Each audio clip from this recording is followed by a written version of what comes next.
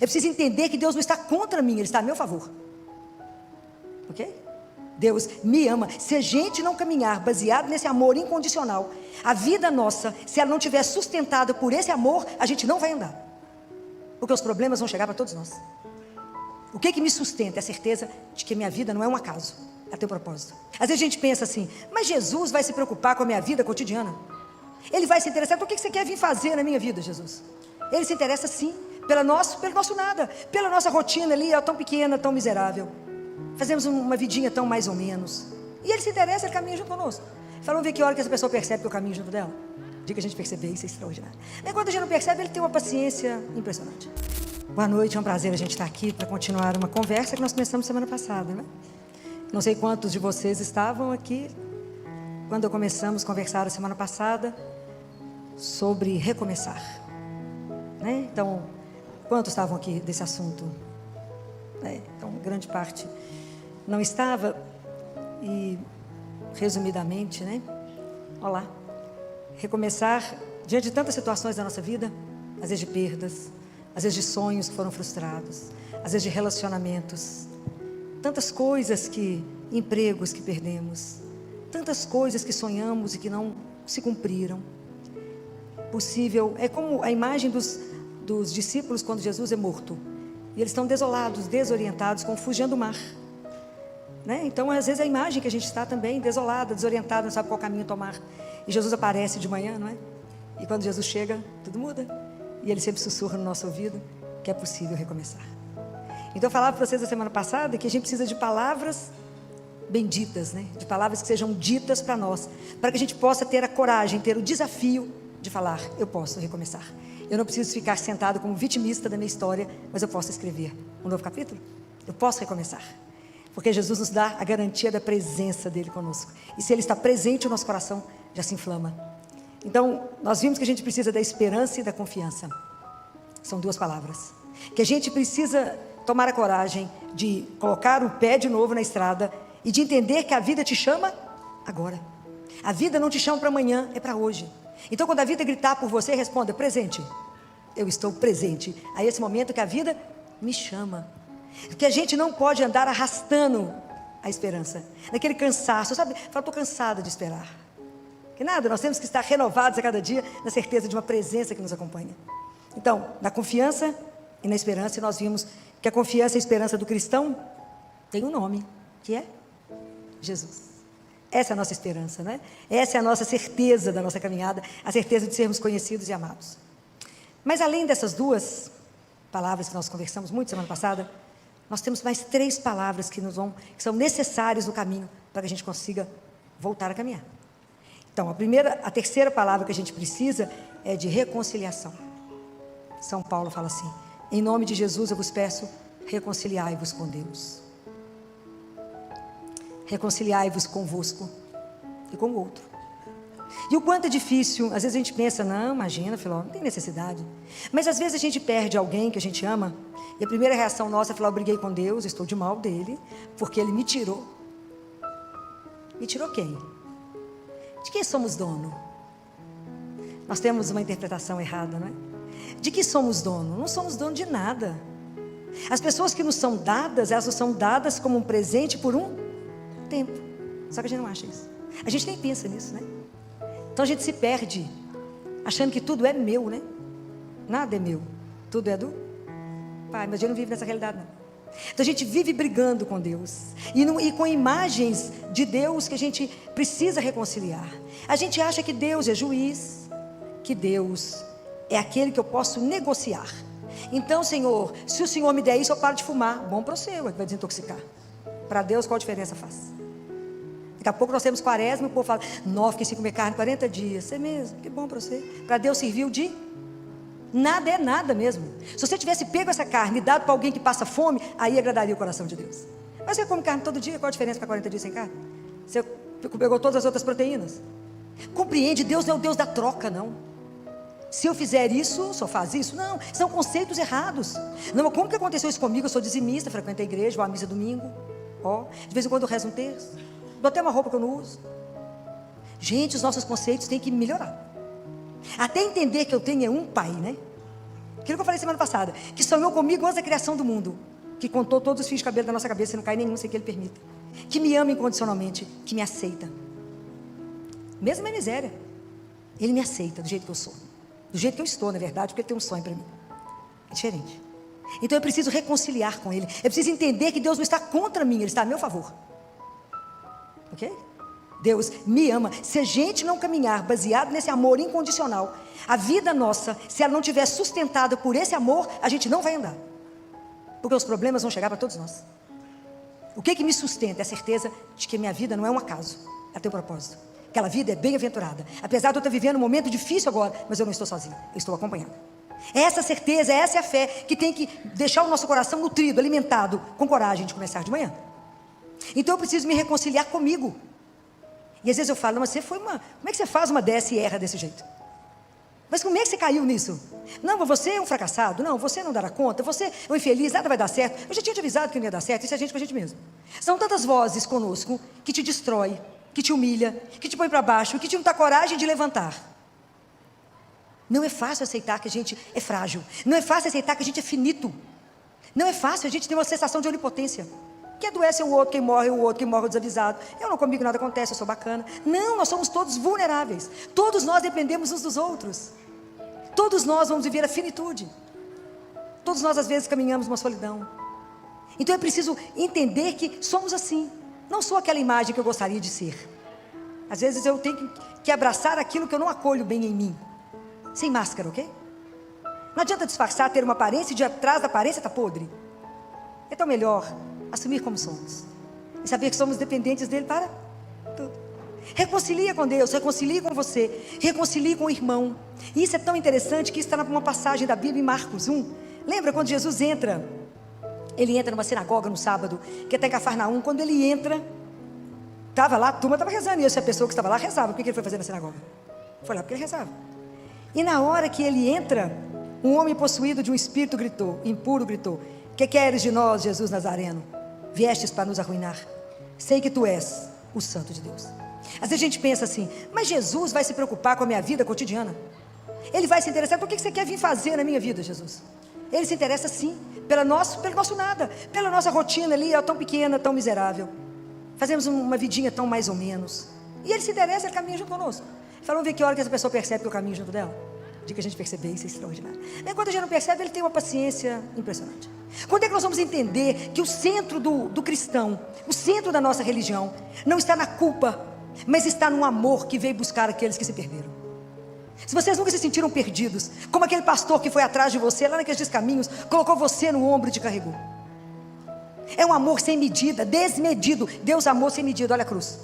Amor sem medida a cada um de nós, até o dia que a gente olhar para essa cruz e falar: foi por minha causa que ele viveu isso, foi por mim que ele morreu. Essa frase é um impacto de muita conversão, quando você conseguir olhar diante da cruz e falar: foi por minha causa que ele fez isso, foi por amor a mim, porque ele tem amor à minha vida que será eterna.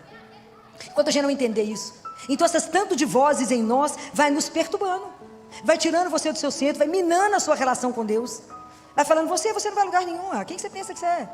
Porque já tem a turma que já fala isso com você. Mas a turma, você com essas vozes dentro de você mesmo, isso te destrói. Então por isso que Jesus fala: cala-te e sai dele.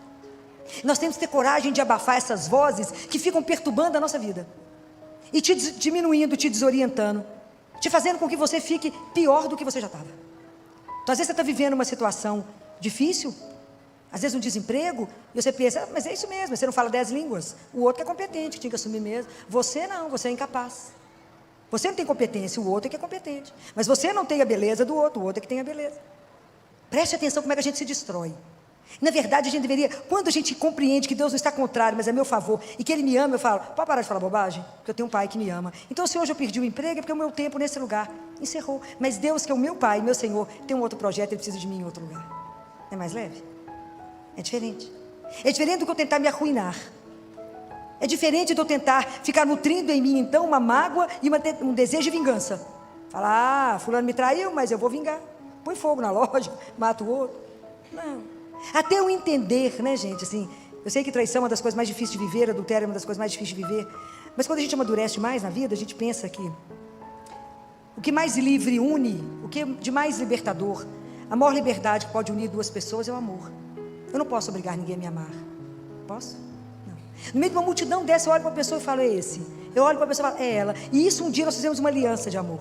E por alguma razão, se essa pessoa desistiu, que pode ter sido o homem ou a mulher, desistiu de caminhar, eu não posso mendigar. Não se mendiga amor. Não se mendiga atenção. Não se mendiga afeto. Porque eu sou filha do Altíssimo. Mas também não tem que matar o outro nem vingar.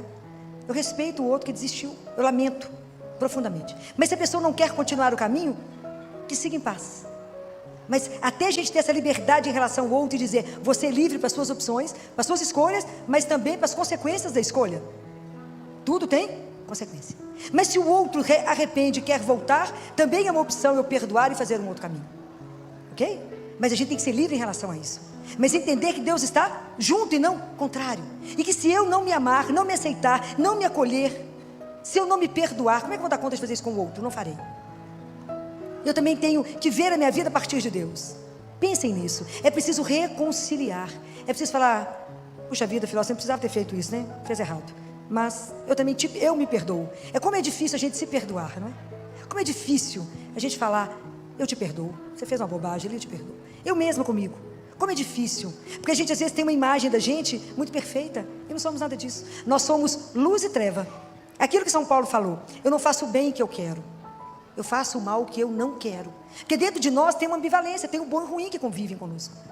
Por isso é que a gente precisa trabalhar isso em nós. Para que a gente possa ser transformado. Que é a quarta palavra. Que é quando eu aceito esse Deus que me ilumina, que me mostra, e Jesus fala isso de uma forma tão linda naquele livro Ensino e Êxodo, ele fala, como é que eu posso reconhecer que uma palavra que você está escutando pertence a mim ou não? Como é que você sabe que isso veio de Deus ou não veio dele? Como é que é essa clareza dentro de vocês? Porque tudo que é de Deus tem que te gerar paz e te promover. Deus jamais vai te oprimir. Deus jamais vai te humilhar. Isso é coisa do encardido. Deus não. O nosso Deus que nos ama, jamais Ele vai te oprimir. Jamais. Ele veio para nos libertar. Ele veio para nos tirar das cadeias que nos aprisionam. Ele veio para nos colocar para cima. Ele veio para nos colocar de pé. Ele jamais. Então, a frase que você tiver dentro de você, falar com você para baixo, fala, não é Deus que está falando, eu posso falar com ela. Eu tenho autoridade de filho e digo para ele, cala e sai. Não me perturbe. Eu tenho um Deus que me ama. E eu vou mudar a história por causa da presença dele na minha vida. Então, nada pode nos fazer desistir por causa de um amor que me conduz. Compreende? Então eu preciso me reconciliar. Falar com Jesus, me tira, me quebra as imagens que eu carrego de Deus, as falsas imagens, e me ajuda a entender que eu tenho um Pai, que o Senhor veio revelar. Um Pai que me ama, que é amoroso, que é cuidadoso e que me quer com Ele. Quando eu consigo ver a minha vida a partir de Deus, quando eu consigo ver a minha verdade, de verdade, eu olho para a minha vida e encaro ela de frente, eu falo, eu sou isso mesmo? Eu olho de frente, eu consigo analisar a minha vida pela palavra. Aí eu dou oportunidade a Deus de me transformar. Pensem, o cego encontrou Jesus e passou a enxergar. O surdo escutou, Jesus gritou por Jesus e aprendeu a ouvir. O paralítico, que aqueles homens tiraram o teto e desceram com ele, saiu andando. Até a água, quando encontrou com Jesus, virou vinho. E nós? Encontramos com ele quantas vezes na Eucaristia? Mudamos o quê? O que é a sua vida e o que é na sua vida precisa ser transformado? Porque às vezes a rotina é algo espetacular que ela nos organiza, mas ela se torna uma doença quando ela me engessa. E eu falo assim, a gente sempre fez assim, não preciso mudar. A nossa vida, a nossa caminhada, ela é uma sucessão de mudanças. Nós vamos transformando. Quanto mais eu encontro com Jesus na Eucaristia, mais eu tenho oportunidade de ser transformado. Porque aquilo que eu falei, Deus me aceita como eu estou, mas é porque Ele quer me transformar naquilo que Ele sonhou. Mas se eu não me permito essa abertura, se eu não permito ser transformado, Santo Agostinho faz uma análise tão linda disso que ele fala, o nosso coração foi feito para Deus. Então por que eu me transformo? Porque na verdade o que Deus sonhou para nós é muito grande. O sonho que Deus tem para cada um de nós, gente, é algo espetacular que a gente não tem dimensão dele. Então nascemos, cada um de nós nasceu para brilhar, cada um de nós nasceu para ser muito grande aos olhos e da forma que Ele sonhou. Mas se eu não conseguir ver isto, se eu me aprisionar, quando que Ele vai conseguir me transformar? Nunca, porque eu não vou permitir. Eu engesso na minha rotina, naquilo que eu acredito e não ouso ir. Eu não ouso caminhar. Imagina, às vezes a gente precisa ser transformado na dor, na situação, e eu preciso do outro que me leve ao único que muda a minha vida. aquele paralítico precisou de 4 amigos. Às vezes é preciso dividir a dor. Às vezes é preciso falar da dor. Às vezes é preciso falar com alguém que você está num relacionamento abusivo, que o outro abusa de você, que o outro te maltrata, te humilha e te trata como um nada. E por que você permanece? Porque não tem a consciência que é filho do rei. E se somos filhos do Altíssimo, não podemos ser tratados menos do que uma princesa ou um príncipe. Ninguém pode tratar o outro e colocá-lo debaixo de um tapete e falar, você é um incapaz, ou você é isso ou aquilo. E nós permanecemos nisso por quê?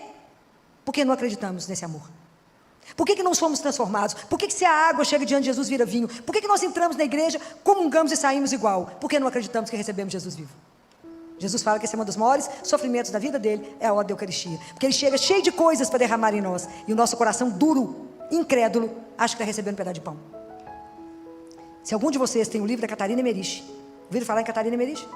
Grande mística da igreja, que viveu com a Eucaristia, e que revelou, ela escreveu vários livros, né? Enquanto ela entrava em êxtase, ela comungava e entrava em êxtase. E um deles é sobre o Cordeiro, sobre a paixão de Jesus, que foi que Mel Gibson fez aquele filme. É todo baseado no livro dela. Se você lê o livro, é tudo que o Mel Gibson colocou no filme.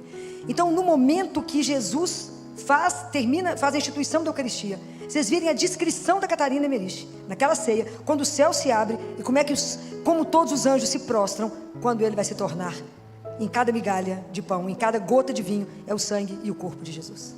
E nós recebemos, entramos na fila e não percebemos onde estamos.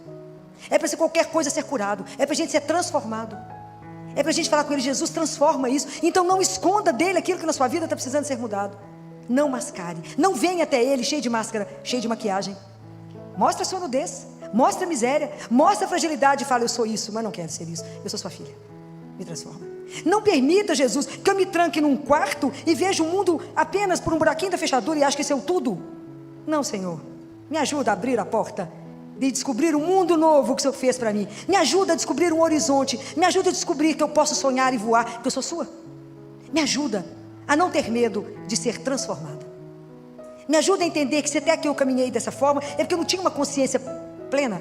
Mas agora que eu tenho consciência de um Deus que me ama, que eu tenho um Pai que me ama, e que uma das coisas que mais me emociona é saber que Ele espera cada um de nós. Ele me espera. Eu acho que Ele faz a continha lá, menos um dia que ela viveu, daqui a pouco ela está aqui. Mesmo que isso para nós seja, para com esse assunto. Mas é verdade. Ele nos espera para uma vida que a gente não tem dimensão. Deus nos aguarda. Um dos corpos que estão incorruptíveis, que está mais lindo, é a Santa Bernadette, que viu Nossa Senhora de Luz. Vocês já viram que coisa mais linda? Está uma menina dormindo com as mãozinhas. E isso tem 145 anos que ela morreu, de mãozinha posta. E ela está lá onde as freiras estão, e o cabelo dela tem que ser cortado, e as unhas também, porque continua crescendo. E o sangue dela não está coagulado, está líquido. É extraordinário, gente.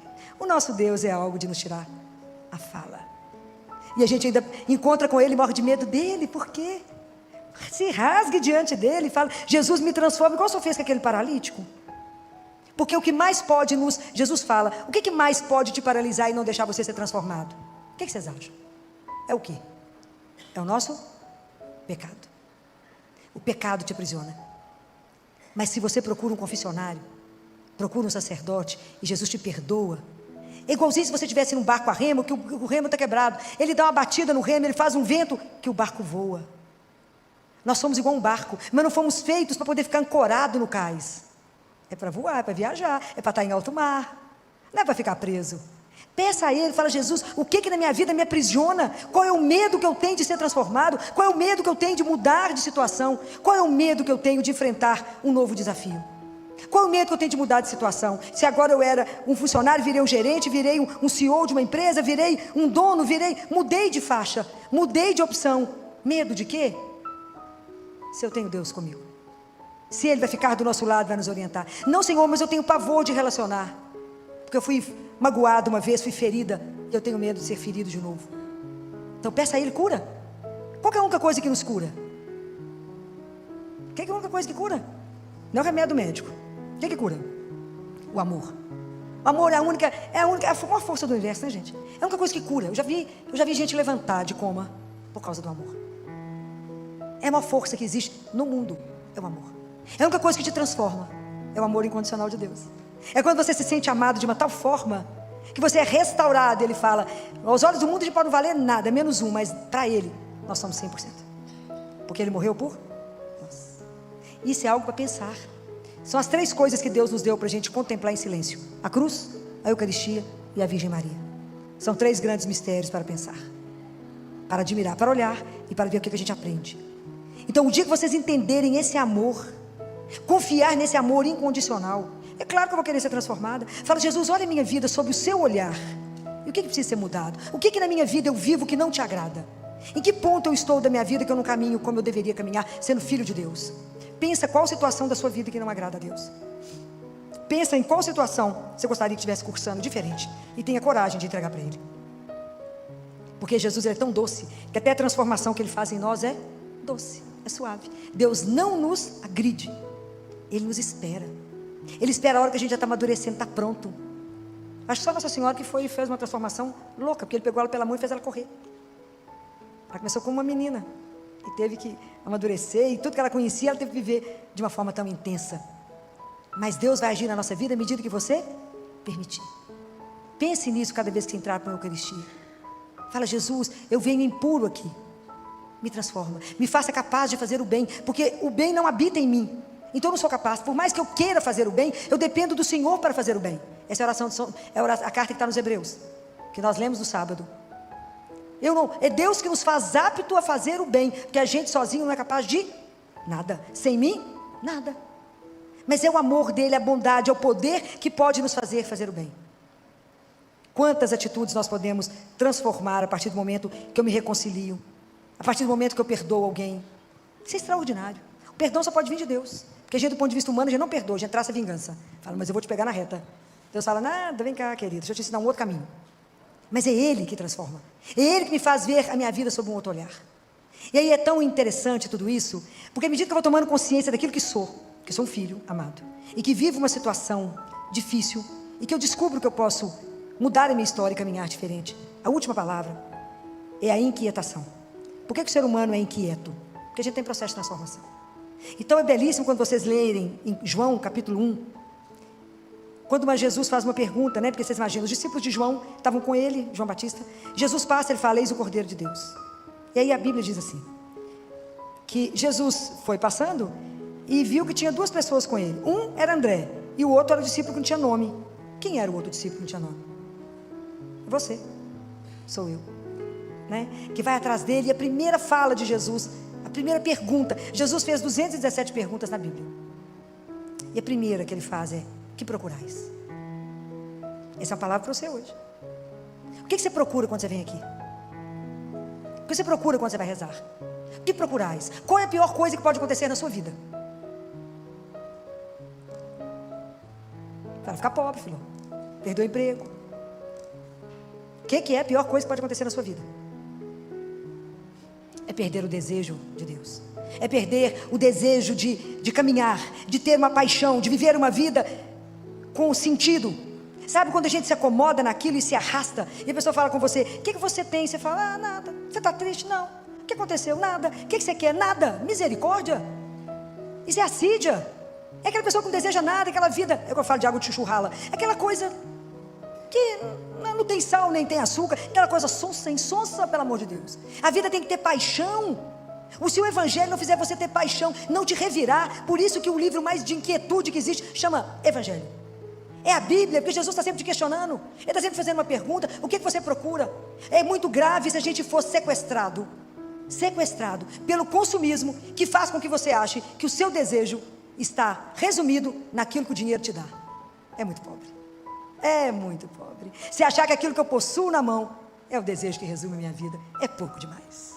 É muito triste uma pessoa que não deseja nada, uma pessoa que não quer nada, uma pessoa que fala: tanto faz chover, eu fazer só. Pelo amor de Deus, tem que ter energia na vida, tem que ter paixão pela vida, tem que ter paixão pela causa de Jesus, tem que ter paixão para viver uma vida que o agrade, tem que ter paixão para chegar no céu, tem que ter paixão para fazer de tudo para não passar pelo purgatório, tem que ter uma paixão para viver tudo isso, viver a nossa fé, e se precisar ir até o sangue, por Ele, mas somente por Ele, por mais ninguém. Quando naquela festa de Cristo Rei, que tem uma revolução que pega o pessoal, que era famosos cristeiros, que pega uma criança e um tio dele fala com ele, um menino de 11 anos, fala por favor, que vivo na época um presidente de um país, e o tio dele fala: por favor, fale isso. Aí na hora que vão pegar o menino, ele fala: fale, o que você tem que dizer? Ele fala: viva Cristo Rei. E é morto. Era uma criança. Será que a gente tem coragem? Então, qual a pior coisa que pode acontecer? Eu não saber o que eu desejo. Então, quando Jesus vira para trás e pergunta hoje no seu olho: o que procurais? Agora que você precisa recomeçar a sua vida, seja por uma infidelidade, seja porque você desistiu de alguma coisa, seja porque perdeu alguém, seja, não fique parado no dia da dor, não fique parado no dia que você descobriu a traição, não fique parado no momento que alguém morreu, não fique parado no dia que você perdeu o emprego. Levanta. Quando Jesus ele pega o paralítico, ele fala com ele: de pé. Essa é a palavra da ressurreição. Essa é a palavra que ele quer dizer para cada um de nós: de pé. Eu não te fiz para ficar deitado. Você é minha imagem, minha semelhança. Anda como meu filho na minha presença, porque eu estou aqui. Então eu garanto a minha presença. Eu te abençoo, eu te conduzo, eu não te abandono, eu não te traio, apesar das suas infidelidades, todo dia, né? A gente tem que falar com ele todo dia de manhã. Jesus, eu chego no espelho e falo com ele: Jesus, está me vendo? Está entendendo? Sou eu mesmo. Olha para mim, presta bem atenção como é que eu estou vestido, para você não me perder no meio do povo, que vai que você me perde. E se o Senhor não ficar, prestar atenção, eu te perco, eu te traio, por muito menos que 20 moedas. Eu te traio facinho, se o Senhor não ficar perto. Fica de olho em mim, que eu não presto. Tem que falar isso com ele todo dia de manhã, porque o mundo te seduz, e você deixa Jesus facinho. Fala com ele: daqui a pouco eu volto, tá? É assim. Então, até termos consciência que de verdade o propósito de Deus na vida de cada um de nós é algo extraordinário, que Deus nos fez para uma coisa muito grande que já não tem dimensão, que somos filhos amados, sonhados e desejados. E isso, se não ficar gravado no seu coração, o vento que bater te derruba. Não pode, a gente não é derrubado por causa dele. Ele que nos sustenta. É essa certeza absoluta que vai te manter no caminho. Então eu posso recomeçar quando Jesus sussurra no seu ouvido: a história não acabou. Lembra dos lençóis dobrados? Quando Madalena chega no sepulcro e Jesus não está lá, o sepulcro está vazio. Isso é extraordinário. O sepulcro está vazio porque a história não acabou, tem muito por vir. Por isso que Madalena não encontrou um sepulcro habitado. Era como se Jesus deixou tudo dobradinho e falou: daqui a pouco eu volto. A história não acabou. É isso que tem que nos manter, porque Ele pode chegar a qualquer hora. É isso que tem que manter a minha vida em vigilância, em atenção à presença de um Deus que eu caminho com Ele. Aquilo que Zacarias falou: que eu possa andar na vossa santíssima presença, em santidade e justiça, todos os momentos da minha vida, sabendo que eu estou com Ele, olhado por Ele, amado por Ele, e voltando para a casa dele. Eu vim do amor e volto para o amor. Essa consciência tem que permear a nossa vida, senão os problemas de cada dia nos destroem.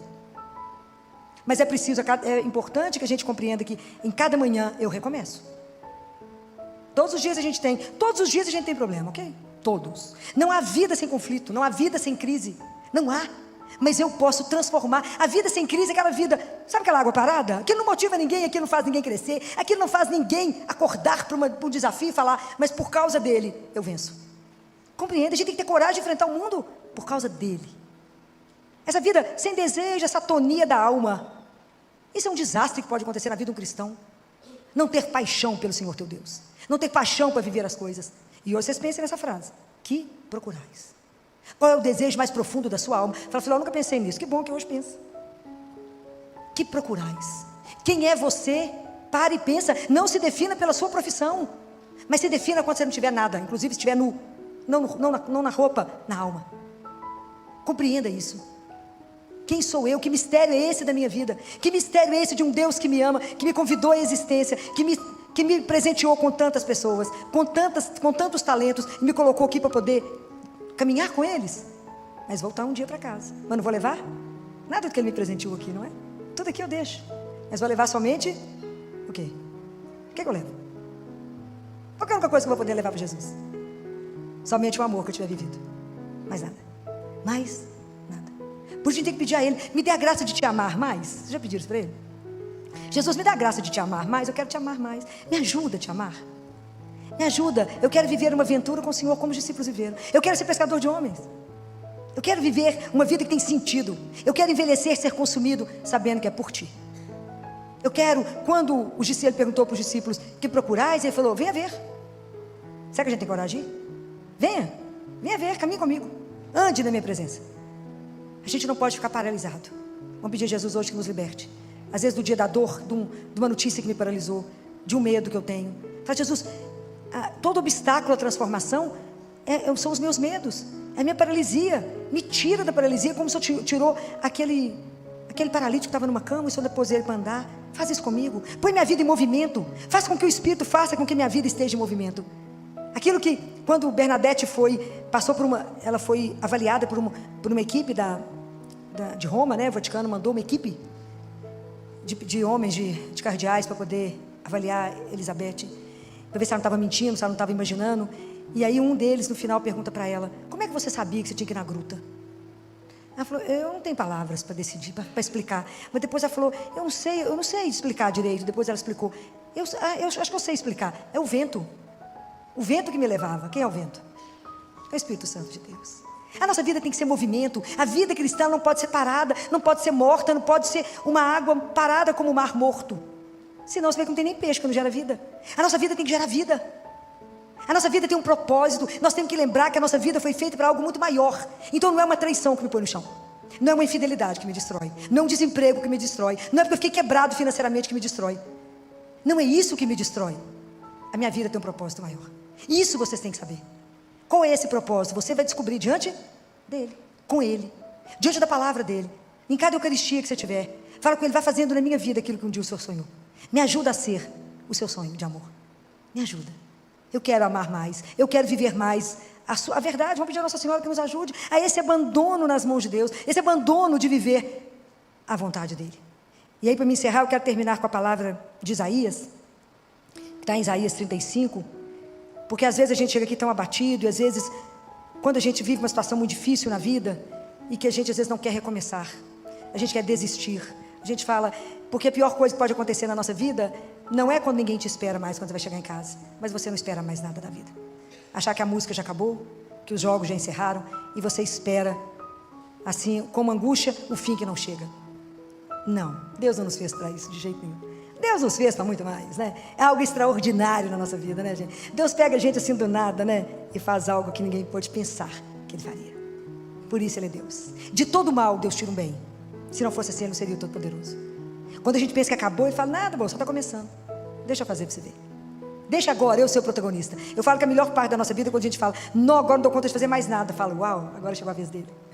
Agora é a vez da coisa brilhar. Agora é a vez de fazer uma história completamente diferente. Uma coisa que ninguém pensou. Claro que não, porque Ele é que é Deus. Então vamos pedir a Ele a graça de ser criança, a graça dessa confiança incondicional, a graça desse abandono e falar: eu creio que o Senhor me amou, por isso me criou, e que o Senhor tem um projeto imenso para mim. Então, independente da situação de sofrimento que eu estou vivendo, hoje eu posso recomeçar, porque o Senhor é meu Deus. Então a palavra de Isaías é quando ele diz: fortaleceis as mãos abatidas, revigorai os joelhos cambaleantes, dizei aos corações deprimidos: sede fortes, não temais, eis vosso Deus. E ele diz, ele quer nos dizer que o nosso jugo está encerrado.